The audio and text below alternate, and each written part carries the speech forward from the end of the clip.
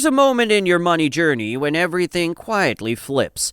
For years, it feels like you're dragging your net worth uphill by hand, watching your savings grow one painful paycheck at a time. And then suddenly, one day, you log into your account and realize the growth you got this year is more than you used to save in 5. Your money is working harder than you are. That moment isn't magic, it's math, and it usually shows up around a few specific net worth levels. Hit these, and how your experience, money, work, and risk starts to change completely.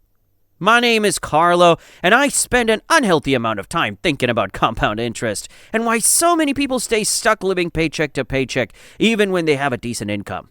If you're tired of feeling like your savings are moving at the speed of a glacier and you want to know when things finally start to accelerate, this video is for you. Because once you really understand these 3 net worth levels, you stop asking, is this even working? And you start asking, how do I protect this snowball and keep it rolling? Your net worth doesn't grow in a straight line. Most people think about money in a really simple way. Save $10,000 and you're $10,000 closer to your goal. You save $50,000 and you're $50,000 closer. Hit $100,000 and you're 10% of the way to $1 million. Wow, that's logic. Of course, it sounds logical, but it's completely wrong.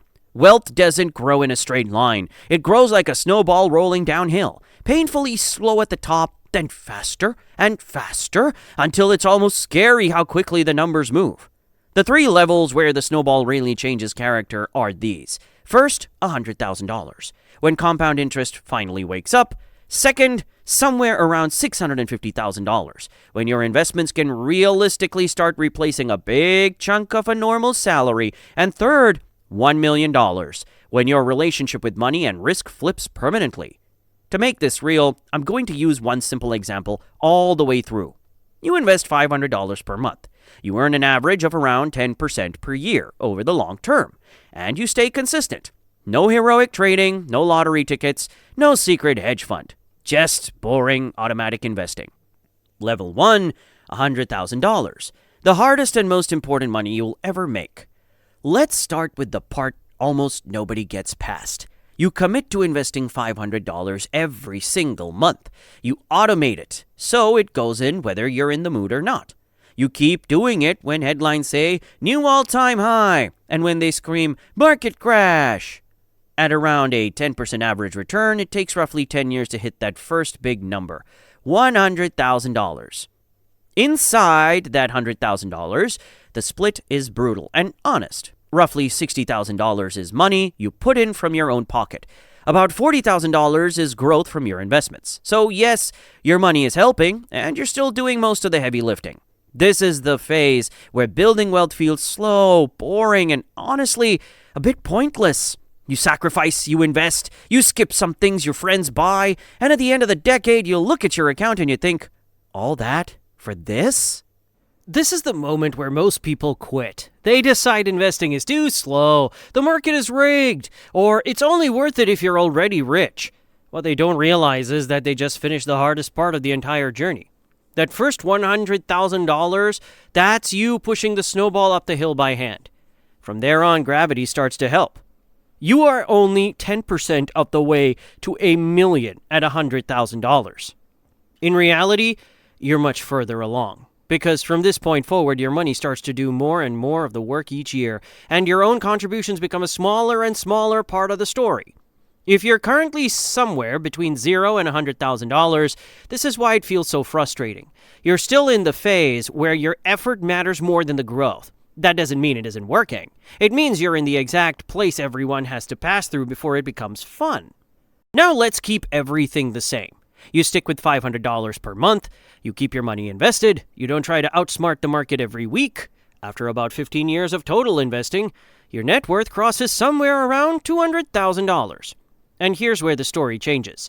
At this point, you've contributed roughly $90,000 from your job, your side hustles, your life. The rest, a bit more than $110,000, has come from your growth. For the first time, your money has done more work than you have. That is a massive psychological shift. In the first decade, you're dragging your net worth up the mountain. By year 15, it starts to feel like there's an engine inside your portfolio that's now stronger than your monthly contributions. Nothing magical happened. You didn't win the lottery. You didn't discover some secret coin. You just stayed in the game long enough for the math to flip in your favor. If you keep going to around 20 years, you're somewhere in the neighborhood of $350,000 to $400,000. Your total contributions are around $120,000. The rest? Well, over $200,000 is growth. At this point, about 2/3 of your money came from your money, not from your job.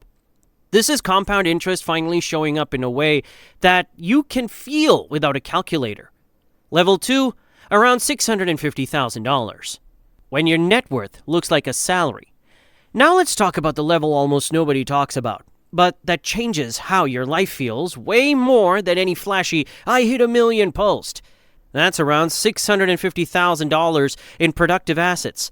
Money actually invested, not just sitting in a checking account. With our same boring plan, you hit this somewhere around year 25. At that point, you've contributed about $150,000 in total over those 25 years. Your investments are now worth around $650,000 or more. More than $500,000 of that came from growth, not from you. This is where your portfolio starts to look suspiciously like a real job. At this level, a normal year in the market, not a miracle year, just an average one, can grow your money by $50,000 to $65,000 without you doing anything. For a lot of people, that's their entire after-tax income, or a huge chunk of it.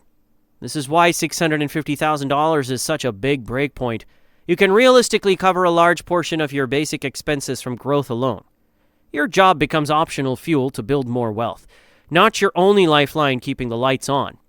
The feeling of money changes completely. A surprise bill becomes annoying instead of terrifying. A bad month at work doesn't feel like the end of the world. You suddenly have real options. You can change careers, go part-time, say no to a toxic boss, or take a sabbatical to recharge or retrain. You still might choose to work full-time, but it's a choice, not a prison sentence. And the crazy part is you got to this point with the exact same boring $500 per month that felt pointless in your first year. Nothing exotic, nothing glamorous, just consistent deposits and the passage of time. Level 3, $1 million. The mental switch most people never experience. Now finally, let's talk about the number everyone loves to obsess over, $1 million. With the same plan, $500 a month, long-term average returns around 10%, you cross this line somewhere around year 29. By then, your total contributions are roughly $174,000. Your portfolio is worth about $1 million or more. That means over $800,000 of that million came from growth alone. More than 80% of your first million is not money you earned at your job. It's money your money earned while you were living your life. Here's what really changes when you hit this level. First, you get validation.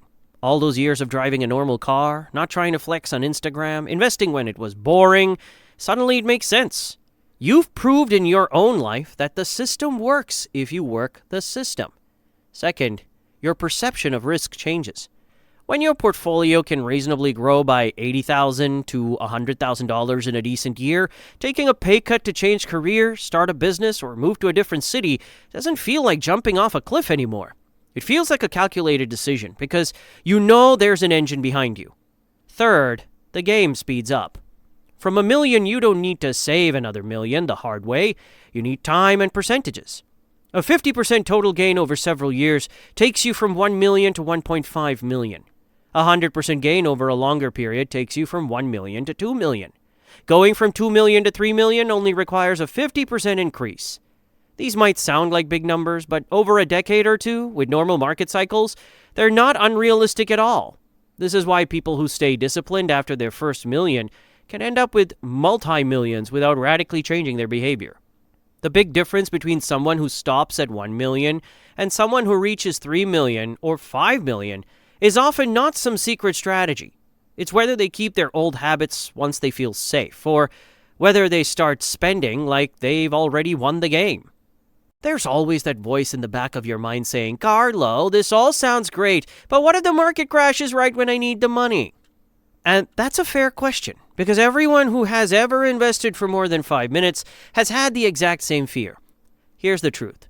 If you're still in the building phase, where you're adding money every single month, market crashes are often the best thing that can happen to you, not the worst. When the price drops, your $500 suddenly buys a lot more shares than it did at the top. You're basically getting a discount on every new contribution. Then when the market eventually recovers, and over long periods it always has after every ugly headline, crisis, and panic, those extra cheap shares act like a slingshot for your net worth. The people who really get hurt by crashes are not the ones who sit through them. Everyone who invests long enough experiences multiple crashes. The ones who get wrecked are usually the people who panic sell near the bottom, lock in their losses, and then sit in cash while the recovery happens without them. You don't have to predict crashes, you don't have to outsmart them, and you definitely don't have to like them. You just have to survive your own emotions. Keep your plan running and remember that as a long-term builder, lower prices are secretly your friend, not your enemy. So, what do you do with all of this? If you're under $100,000, you are in the hardest, slowest, most frustrating part of the journey. It'll feel like your efforts barely matter. That feeling is not proof that investing doesn't work. It's proof that you're still early. Your job is to get to that first $100,000 as cleanly as possible. Avoid dumb debt, automate your investments, and refuse to quit just because it feels slow. If you're between $100,000 and $650,000, you've already done the brutal part. Your money is now starting to contribute more and more each year. Your biggest risks at this stage are boredom, FOMO, and doing something stupid just because you want things to move faster. This is when people are tempted to swing for the fences, chase hot tips, or bet big on something they don't understand. Don't do that. Protect the snowball. Don't gamble with it. If you're around $650,000 or higher, you're closer to real financial flexibility than you probably realize. This is the time to focus on risk management, diversification, and sustainable withdrawal strategies. It's also the time to start designing your life around choices, not just obligations. You can deliberately decide how much you want to work, what you want to work on, and where you want your time to go because you know there's a financial engine running in the background. And if you're already at or past $1 million, you've beaten a game most people don't even know they're playing. The question now isn't, how do I survive this? It's, what do I actually want my money to do for my life, my family, and my time? Your decisions shift from, how do I get more, to, how do I use what I have in a way that I won't regret later? The math of wealth is cold but fair. It doesn't care about your job title, your background, or how you feel about the economy this week. It only really cares about how much you put in, how early you start, how long you stay in, and whether you stay disciplined when things get scary. 29 years from now, you're going to be one of two people. The version of you who started, stayed consistent, and let the snowball roll, or the version of you who wished they'd started when they first heard about the 3 net worth levels that quietly make you rich. I'm Carlo. Thanks for watching. And remember, this is not financial advice. It's your life, your money, and your choice, whether you want to drive your wealth or park it in the driveway until it disappears.